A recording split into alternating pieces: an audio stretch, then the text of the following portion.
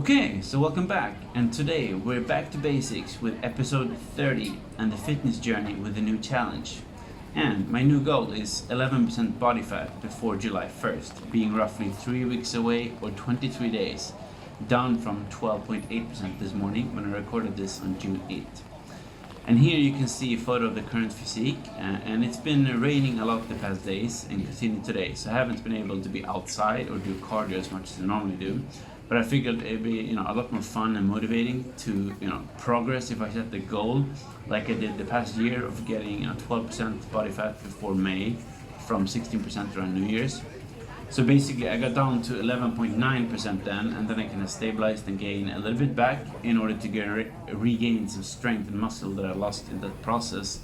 That was quite aggressive with cutting 10 kilograms.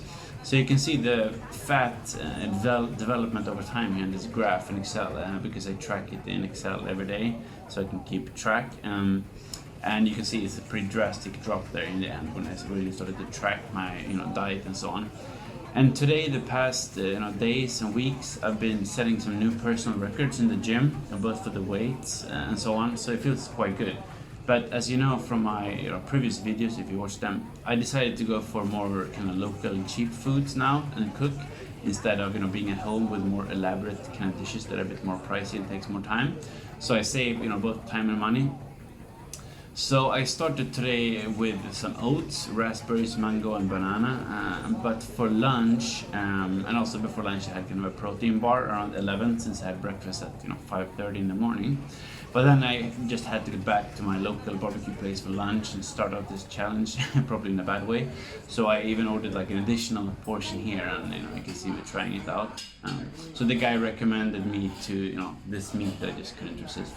So the lunch wasn't that cheap either, coming in at a hefty $150, but it was a fun way to start the week. And I'm probably aiming at going down to like a third or less of that coming days. Okay, so today I'm trying a new one. Let's see here. This was recommended by the guy here. Let's see.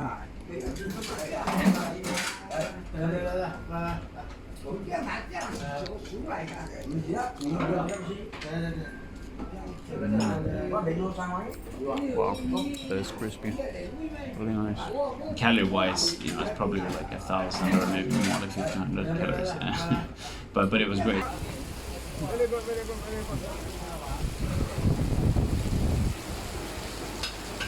So for the dinner, I just had oats, frozen berries, and protein powder inside, and cacao and cinnamon on top. So from tomorrow, I'll probably take a more, calorie restrictive approach and basically, cut out the mango and the banana in the oats, skip the protein bar, have a smaller lunch for sure, and have a smaller dinner either with oats or just some, Greek yogurt and berries.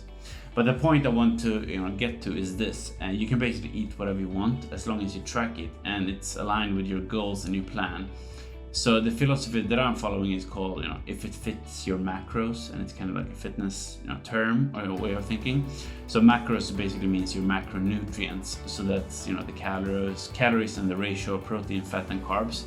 But the ratio actually isn't the critical part. It's the total number of calories. So if you want to eat like fatty foods that I'm doing here in this lunch, or bacon or something like that, that's totally fine. But fat has more calories per gram, so that means that your meals essentially have to be lighter in terms of weight and smaller in portions. So in order for me to maintain my weight at my normal activity level, I can eat around 3,000 calories per day, but I'm quite active. I basically go to the gym almost like every day and walk actually on average 15,000 steps per day. So that's very high, of course. But when I was cutting down, this spring, my average was actually 22,000 steps per day. So that's not sustainable for most people and takes a lot of time. So now I'm having a different approach. I'm aiming at 10 to 12,000 steps per day. So basically me either taking a walk like in the morning or walking parts of the distance to or from work, so I don't have to like add additional cardio on top of what I'm doing already in the normal day basically. And as I mentioned in an earlier video, going to the gym actually only burns like 100 to 200 calories maybe, and walking 10,000 steps, depending on factors like your pace and your weight and so on, it can vary, but I'm assuming 350 calories per 10,000 steps. So basically I'm assuming I'm gonna go to the gym, burn 100 calories and then walk and burn 350, so a total of 450 burned per day. So if I were to just sit still and do nothing every day, around 2,500 is probably my main calorie maintenance level. So if I want to lose weight, I basically have to go down below that. And I did another video on how to kind of figure this level out. But for most guys, it's probably like around 2,000 to 2,500. So if you're less active than I am, which most people probably are, you know, if you're just sitting around office and with the gym, maybe it's around 2,000 or less. For women, it's even less. So I'll put some links in that in the description. Okay, so coming back to the goal, how can I get to 11%? So the logic is like this. I need to go from 12.8% body fat at current weight, which is 72.3 kilograms this morning, meaning that 1.8% of 72.3 is 1.3 kilos. So you can't actually only lose fat. So if I lose 1.3 kilograms down from 72.3, that's down to 71. But then I won't be at 11%, because you will also lose some muscle, unfortunately. That's why it's important to eat a lot of protein and still go to the gym and so on, so you don't burn more muscle than what's really needed.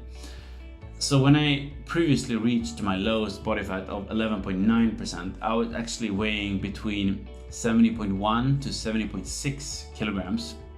So I likely have to go down to like 69.5 or maybe 69 to get to 11. Well, let's see. Which I haven't been in like 10-15 years actually. So the next step is to get to the caloric intake to guide the diet actually. So how do I know if I'm doing it right? So basically what we know is that I have to lose 1.3 kilograms of fat, and 1 kilograms of fat corresponds to roughly 7,700 calories. So if you multiply 7,700 by 1.3, you get roughly 10,000. So we knew that I had 23 days until 1st of July when I recorded this video. So 10,000 divided by 23 is around 435 kilograms per day, kilocalories per day. So that means I have to put my body into caloric deficit, almost like 500 calories per day, meaning that I burn more than I eat. So either I can reduce my food intake, or I do exercise, or both. So knowing that I have been stable at around 3,000 calories, I probably have to cut that down to around 2,500. Or if I'm completely still, instead of 2,500, I eat 2,000. And today it's the first day of the challenge, so I estimate my intake to be actually around 2,800 or maybe a bit more depending on the lunch, and then burning 500 from the gym and walking, and I had a protein snack which had actually 300 calories. So if I just from tomorrow cut that out, should be fine. And also if I contrast this with earlier in the year when I was walking 22,000 steps per day on average and ate only around 2,200 calories or sometimes even 2,000 or less, what I'm doing now is actually not that aggressive, but I did, and also I did that for 4 months. So that might sound pretty crazy, like why are you doing that to yourself? But I actually look forward to going to the bed and waking up every morning. It sounds pretty insane, I know, but that's how it is. Because when you track it every single day, it basically becomes like a game. And it's not the end goal that actually makes you happy, because once you get there, you're just there, there's no more excitement. It's the daily progress, and basically if you overeat one day and lose, you feel really bad about it, and you kind of want to get back and like, okay, tomorrow I'm gonna have a better day. So it's just not some stupid stuff I've come up with. It's actually science, because you get like dopamine released in the brain when you get this progress. It's kind of like a computer game. You get addicted basically to seeing the progress daily and weekly. Trust me, especially if you track it in Excel, like I do. So, okay, there you have it. Hope that helps, and let's see if this goal will make me more accountable to you guys. I really hope so, and I'll keep you posted on the progress. So until next time, like it if you learned something, subscribe, and see you in the next one.